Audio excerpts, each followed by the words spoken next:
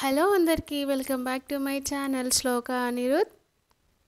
ఈరోజు ముక్కోటి ఏకాదశి కాబట్టి త్వరగా లేచి ఇంట్లో పనులన్నీ కంప్లీట్ చేసుకొని పూజ కూడా కంప్లీట్ చేసుకొని గుడికైతే వెళ్ళామండి, వెంకటేశ్వర స్వామి గుడికి. అంటే వెంకటేశ్వర స్వామి 4 నెలల తర్వాత ఈరోజు నిద్ర లేసారు కదా. అంటే మనకు వెంకటేశ్వర స్వామి ఈరోజు ఉత్తర ద్వారం నుండి మనకు దర్శనమిస్తారు. మనం ఒకరమే కాదండి, ముక్కోటి దేవతలందరూ ఈరోజు తనని దర్శించుకోవడానికి వస్తారు. సంవత్సరంలో వచ్చే అన్ని ఏకాదశుల కన్నా ఈ ముక్కోటి ఏకాదశి చాలా ప్రత్యేకత.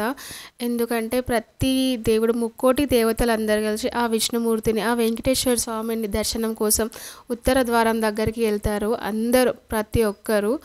అసలు మేమైతే మన మహబూబ్ నగర్లో వెంకటేశ్వర స్వామి పిల్లల మరి రోడ్ కాటన్ మిల్ దగ్గర ఉన్న వెంకటేశ్వర స్వామి గుడికి అయితే వెళ్ళాము.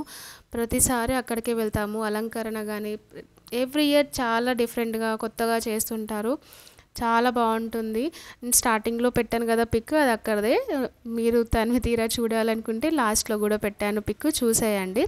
పూజ అంతా కంప్లీట్ చేసుకొని 5:30 వరకు వెళ్ళాము గుడికి. అయితే చాలా ప్రశాంతంగా అయింది దర్శనము.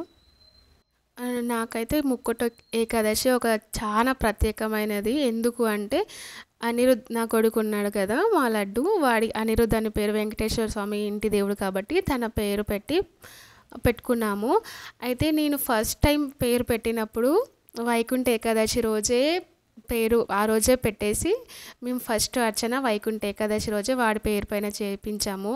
అదైతే నేను ఎప్పటికీ మర్చిపోను. అంటే చాలా మాకు ఎప్పటికీ గుర్తుండిపోతుంది. అంటే వైకుంఠ ఏకాదశి రోజే వానికి పేరు పెట్టి ఫస్ట్ టైం అక్కడే దర్శనం చేయించాము వెంకటేశ్వర స్వామి ముందలే, అది కూడా ముక్కోటి ఏకాదశి రోజు అనేసి ఎప్పటికీ ఎవరైనా కలిస్తే చెప్తూనే ఉంటాను. చాలా అంటే నాకు చాలా ప్రత్యేకమైన రోజు ఇది.